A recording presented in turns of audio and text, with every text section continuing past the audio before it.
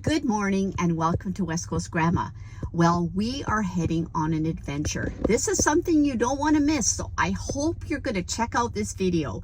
We're heading up to Browns Bay on Vancouver Island, but then we're boarding a big 80-foot boat and we're going on a cruise to Desolation Sound.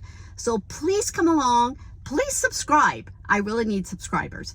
Subscribe and come along then and check out what our real adventure is going to be like.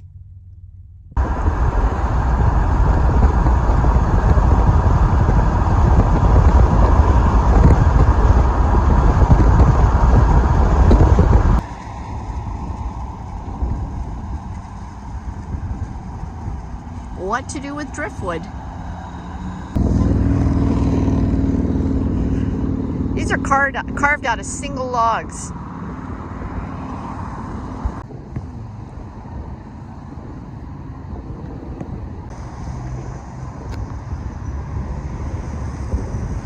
And these ones are ready to go.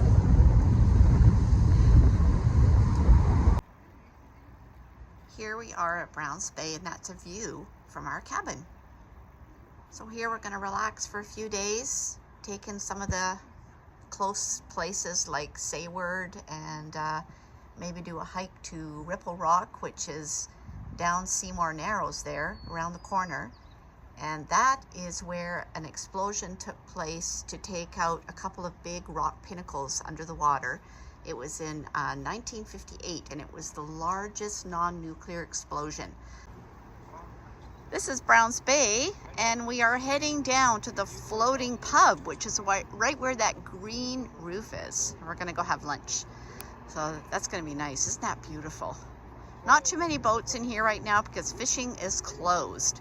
So it's non-retention. So if you catch something, you gotta throw it back. And here we are walking on the trail. Look at those trees all growing out of that stump. Look at that. It's kind of neat. Pretty old, pretty mossy. Go around here. Yeah, look at that. Kind of like a big spider. Right down. Yeah, it's beautiful, beautiful forest. So here we are, our 1 hour and 20-minute hike in to the viewpoint where the explosion of Ripple Rock happened. Still apparently pretty difficult. It's not that deep here now, and there's lots of rubble underneath, but that's what the boats, those cruise ships were going through last night. They come right down through here. It's pretty cool.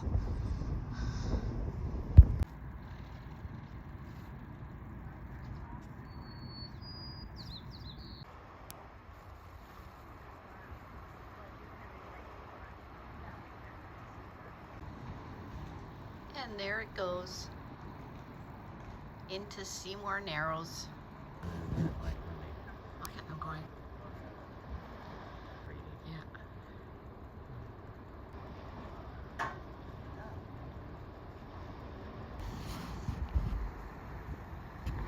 Whoa. This passage here is so small. Oh, that is amazing. So here we are in Sayward, which is on the east coast of Vancouver Island. Like, look in the background there. It is just rugged. It is just raw Vancouver Island, west coast scenery. I mean, there's an active logging company here that we just passed on the way. There's only 330 residents in Sayward, so it's a tiny place. But it's so beautiful. I mean, there's really not a lot here, but just a beautiful place just to stop and visit. We're just leaving the wharf, and there's the little visitor center, and it had all local artisans work in there. Not a lot of stuff, but some interesting little carvings and home sewn and home knit things. I'm going to just show you the marina here before we go. Right in behind me is a little marina, and there's a couple of little tugs right there. That one with the yellow and the white one there. on my left that they use to push all the logs around that are in the water. But look in the background too, that old barge that's just parked, all sitting and just probably been left for years and years. But they're just fishing boats. The tide is way out, so it's way down there, but mostly just fishing boats, just working boats. So if you look straight ahead, I'll try to zoom in. There's a couple of those little tugs I was telling you about, and see the operators walking around on the logs there? Like they are walking on the logs, floating in the water. Oh, there they go.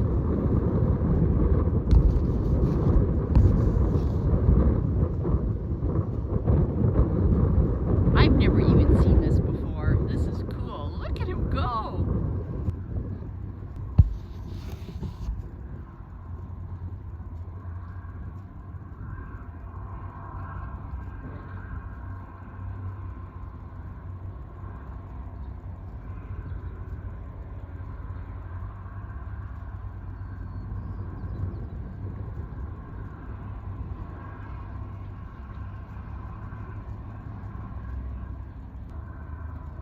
That looks like fun. Beats any ride in a fair. I wonder if he has a seatbelt on. Probably not. That's what active logging looks like. You can take a look at the mountain in behind there. It's just gorgeous. Look at that. There is that little working tug. He's pushing that whole boom of logs. I think they're getting them all ready, attaching all the little separate sections, and then a great big barge will probably come and pull the whole thing.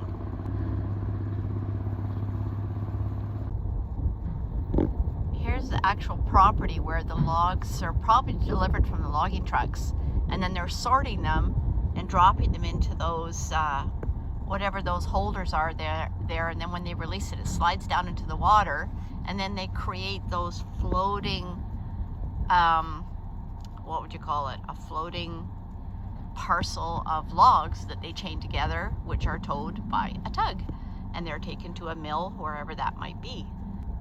Oh, there, you see that thing lifting up? Well, what it was is they put that big clamp over that pile of logs, and they're wrapping wire around it. So we're thinking that once it's wrapped up, then they let it go down those slides into the water, and then they can catch the bundles and attach them all together to be towed away by a tugboat.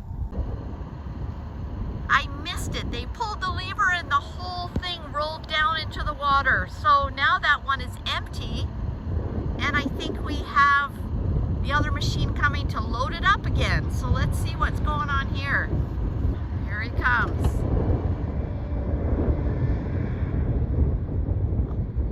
Wow, look at that.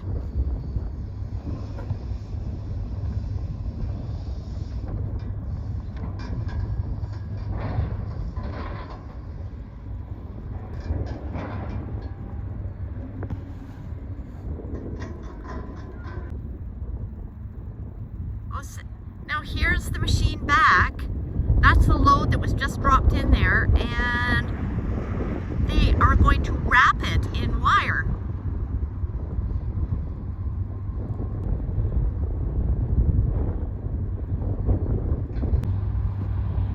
There we go. That machine is finished putting the cable around it. So now we're going to wait until they're going to drop it down that ramp into the water.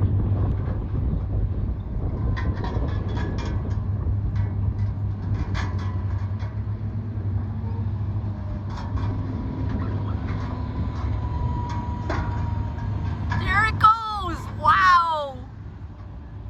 Huh, that was the other one. Oh, what is this guy doing?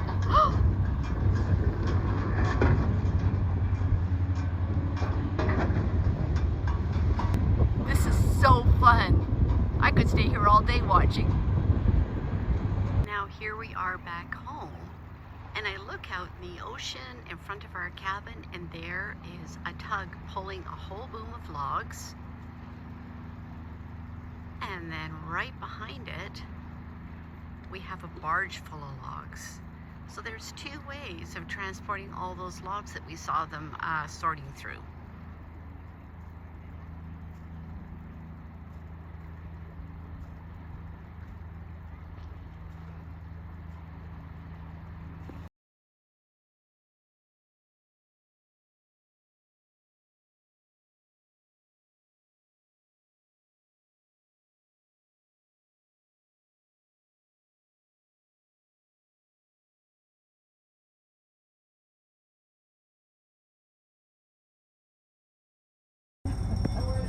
Well, here we are just waiting for our ride to get to Curve of Times.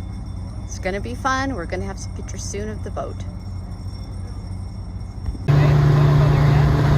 Here we come. There's Curve of Time.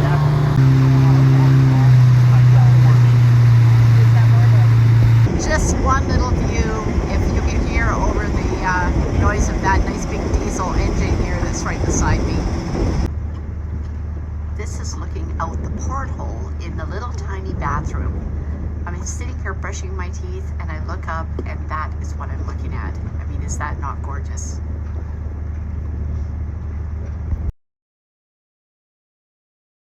Yeah, exactly. Today we're heading for a little drive into a lagoon. This is on Cortez Island. So a few people were kayaking, but if you all remember, I had shoulder surgery back in December and it was a 5K paddle, so I chose to ride in the dinghy.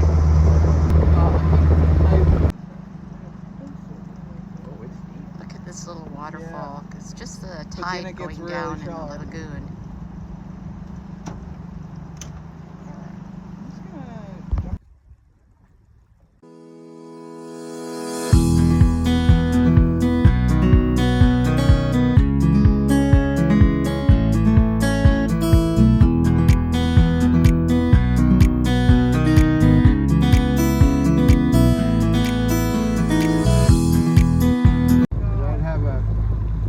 There's the Curve of Time.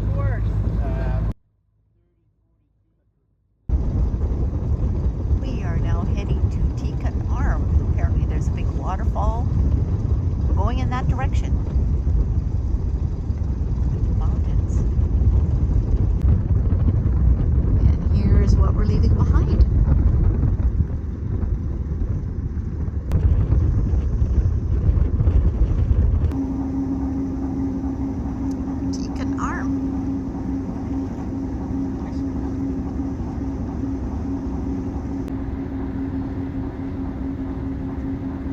Falls.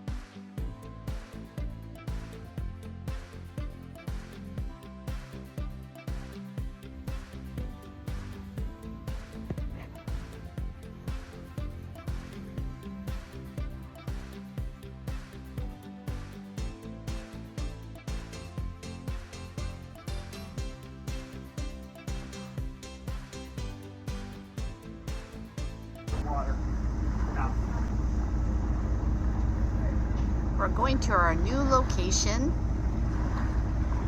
and this is a really narrow channel.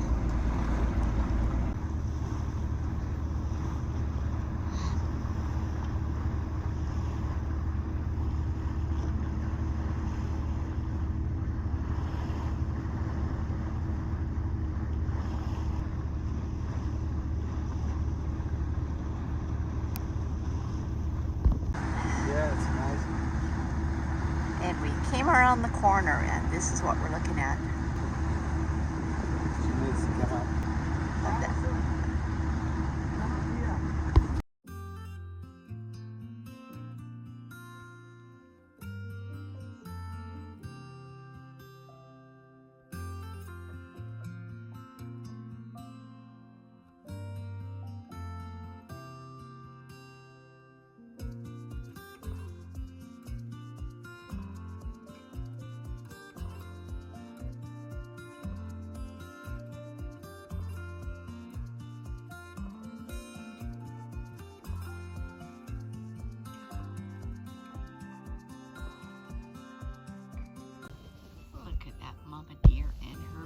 be.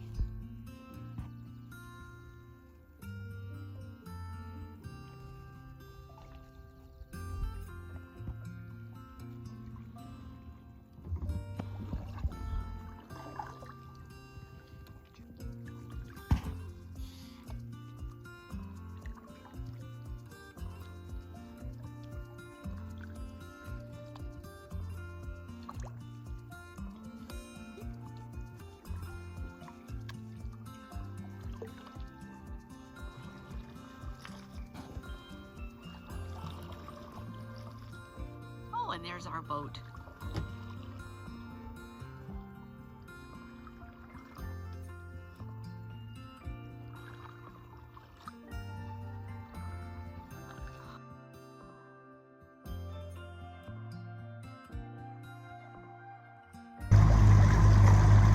Off on another adventure, a hike into a lake, lunch and swimming.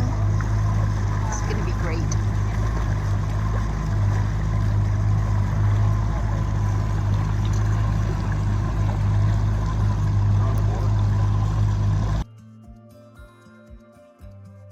Well, we're on the last leg of our journey, heading to Sayward Island for our last anchorage.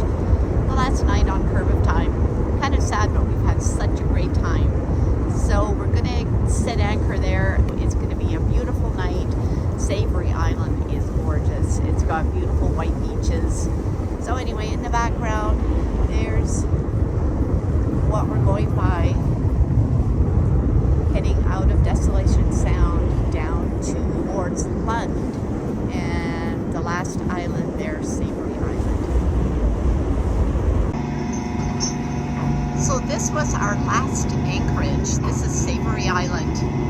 No water, no electricity, really laid back, but sandy beaches all the way around. We went for a really nice walk this morning here. Well, our trip has come to an end.